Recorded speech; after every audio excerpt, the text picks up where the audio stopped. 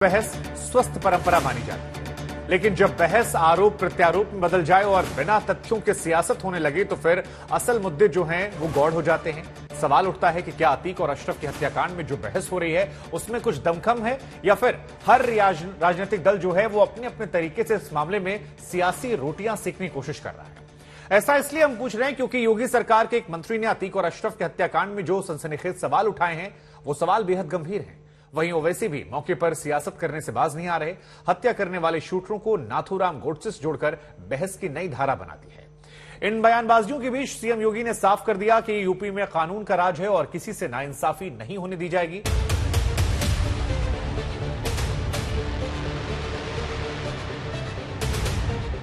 जुम्मा 8 रोज ठीक से भी नहीं बीता कि माफिया अतीक अहमद की हत्या की एक और नई थ्योरी सामने आ गई। ये थ्योरी यूपी पुलिस की नहीं है बल्कि योगी सरकार के मंत्री की है।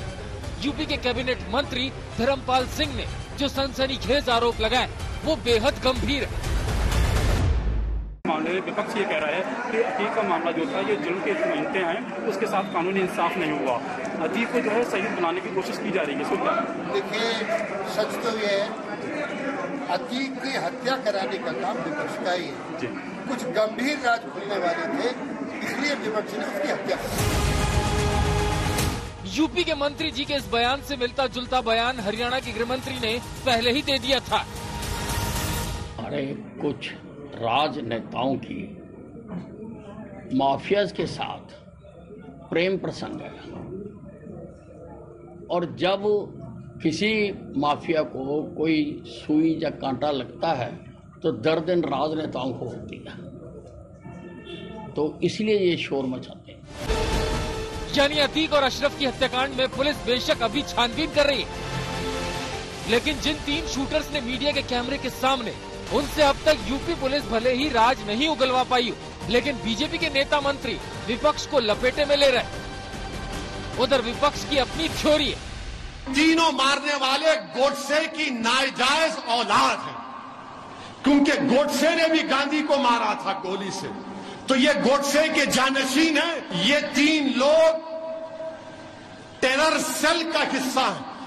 मैं आपको बता रहा हूं, मुझे शक है कि हमारे मुल्क में ऐसे लोग हैं, कितने हैं नहीं मालूम, जिनको ट्रेनिंग दी गई है, जिनको हथियार दिया गया है और जिनको कहा गया कि बेटे गोडसे का ख्वाब पूरा करना है तुमको।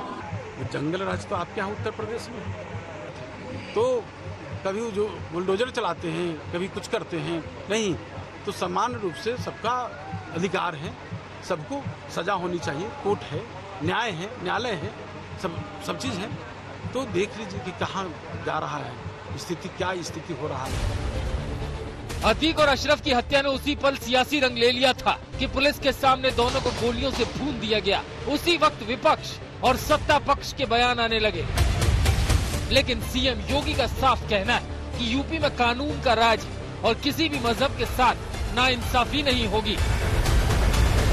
आज ईद है, ईद की नमाज पढ़ी जा रही है, लेकिन एक भी सड़क पे नहीं हो रही है, ईदगाह में होगी।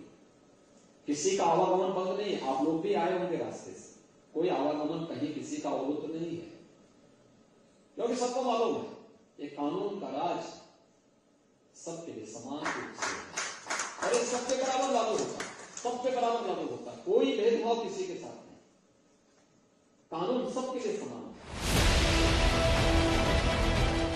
यूपी में कानून व्यवस्था के साथ किसी भी सूरत में सीएम योगी खिलवाड़ नहीं चाहते, लेकिन सवाल उठता है कि आखिर अतीक अशरफ की हत्या के पीछे विपक्ष पर यूपी के मंत्री धर्मपाल सिंह क्यों ऐसे संगीन आरोप लगा रहे हैं? क्या इसमें कुछ दम है या फिर ये बिना वजह ही मुद्दे को भटकाया जा रहा है? अगर योगी के मंत्री धर्मपाल सिंह के पास कुछ सबूत है तो उन्हें पुलिस की मदद करनी चाहिए, वरना पुलिस को ही जांच का काम करने देना चाहिए और फिजूल की बयानबाजी से सबको बचना चाहिए। संभल से अभिनव माथुर, लखनऊ से कुमार अभिषेक के साथ आज तक ब्यूरो।